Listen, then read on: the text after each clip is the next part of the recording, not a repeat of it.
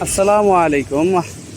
এটা হচ্ছে 32 horse power engine এবং ব্লেড হচ্ছে কিন্তু 32। আপনারা ইতিপূর্বে দেখেছেন যে 25 হর্স পাওয়ার ইঞ্জিনের 32 ব্লেড লাঙল, কিন্তু এটা হচ্ছে 32 হর্স পাওয়ার ইঞ্জিন আর সাথে হচ্ছে 32 blade power tiller.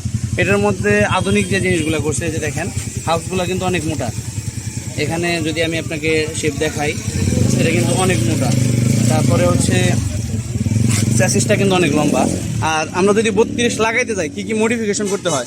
First modification হচ্ছে এখানে একটা চ্যাসিস বানাইতে হবে, ইঞ্জিন বসানোর জন্য একটা চ্যাসিস বানাইতে হবে। এই যে দেখেন চ্যাসিসটা। আর সেকেন্ড হচ্ছে এইখানে দেখেন একটা পুলি, এই পুলিটা কিন্তু মূলত ডং ভেঙে লাগানো থাকে। আর এখানে বেল্টটা আমরা লাগাই দিয়েছিল 81 বেল্ট লাগানো হয়েছে। প্লাস হইতেছে এখানে কিন্তু সাইলেন্সার উচ্চ করার প্রয়োজন পড়ে নাই। আর তাছাড়া আপনারা যদি দেখেন এই লাইটটা কিন্তু আমাদের মডিফিকেশন করা এই লাইটটা। আর তাছাড়া এখানে সেলফ সিস্টেম আছে। ব্যাটারিটা যদিও আমরা এখনও লাগাই নাই, ব্যাটারিটা লাগাবো।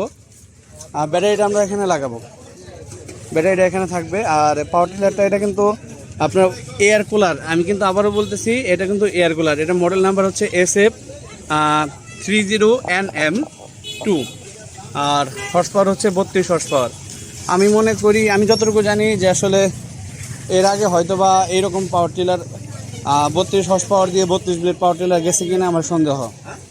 যাই হোক, এটা চলবে আমাদের এলাকাতেই মেশিনারিজ। আর যাই হোক, আমরা আশাবাদী অবশ্যই ভালো ফলাফল পাবো। সকলের কাছে দোয়া প্রার্থী এবং হচ্ছে সকলের সুস্থতা কামনা করতেছি। আল্লাহ হাফেজ।